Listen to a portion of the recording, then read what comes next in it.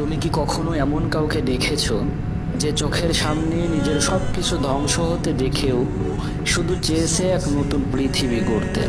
তুমি কি কাউকে দেখেছো যে অন্ধকারের মাঝে থেকেও স্বপ্ন দেখেছে আলোয় ভরা ভবিষ্যতের? নাম তার উচিহা মাদারা। সে কোনো ভিলেন ছিল না, সে ছিল শান্তির জন্য গড়ে ওঠা এক ঝড়। মাদারা জন্ম নিয়েছিল এক অভিশপ্ত যুগে, যেখানে শিশুরা জন্ম নিত তরবারির নিচে আর মানুষ চোখ ভরা পানি নিয়ে ঘুমাতে যেত। তাকে কেউ শেখায়নি কিভাবে ভালোবাসতে হয়, তাকে শেখানো হয়েছিল বেঁচে থাকতে হলে আগে মরতে হয় বা মারতে হয়। মাদারা মাত্র কয়েক বছরের মধ্যেই তার 4 ভাইকে হারায়। তখনও তার চোখে কান্না ছিল না, তখন সে শুধু প্রশ্ন করেছিল তার নিজের কাছে, এই পৃথিবী কি সত্যি বসবাস করার জন্য? তবে সৃষ্টিকর্তারও একটা নিয়ম আছে। একদিন সে দেখা পেল হাসিরামার 2 শত্রু গোত্রের 2 সন্তান, কিন্তু হৃদয় একই রকম ক্লান্ত।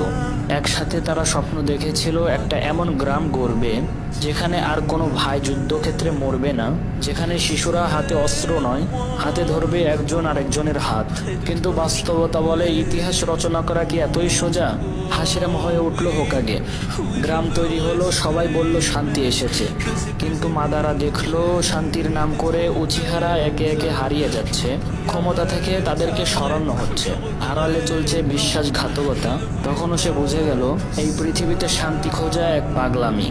মানুষ নিজের স্বার্থে সবকিছু শান্তি বলে চালিয়ে দেয়। তাই সে তৈরি করলো এক বিকল্প ব্যবস্থা, ইনফিনিট সুকুয়ুমি, একটা স্বপ্নের জগৎ যেখানে কেউ আর কষ্ট পাবে না, কেউ আর ঠকবে না। কিন্তু সেই শান্তি ছিল বাস্তব থেকে পালিয়ে বাঁচা। তুমি জানো ভয় কাকে বলে? ভয় মানে মাদারা একা দাঁড়িয়ে আছে আর হাজারো শিনবি কাঁপছে। সে ছিল এমন এক মানুষ যার চেহারায় ছিল মৃত্যুর ছাপ, কিন্তু হৃদয়ে ছিল শান্তির নকশা। কিন্তু সেই শান্তি ছিল ভয়ঙ্কর। মাদারার চোখ শুধু একটা কথাই বলে, আমি যুদ্ধ করতে আসিনি, আমি শেষ করতে এসেছি যুদ্ধকে। এক সময় সে বলেছিল, আমি সেই ছায়া যাকে কেউ ধরতে পারে না, কারণ আমি কখনো আলোতে দাঁড়াই না। তুমি জানো একজন মানুষ কবে হারে? যখন তার চোখে পানি আসে, কিন্তু সে তা কাউকে দেখাতে পারে না।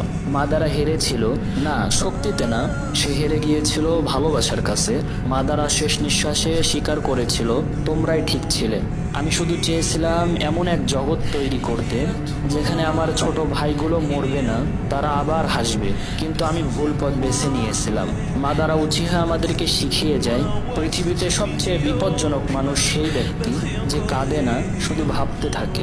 ভিলেনদের জন্ম হয় না, তাদের তৈরি করা হয়। সবচেয়ে কঠোর চোখের পিছনেও এমন এক কষ্টদায়ক ইতিহাস থাকে যা কেউ কখনো জানেই না। সে হারেনি, সে শুধু বুঝে গিয়েছিল এই দুনিয়াকে বদলাতে হলে শান্তি না, দরকার ভালোবাসার সাহস। মাদারা উচিহা মারা যায়নি, সে রয়ে গেছে প্রতিটা সেই চোখে যা দেখে অন্যায় আর বদলাতে চায় দুনিয়াকে।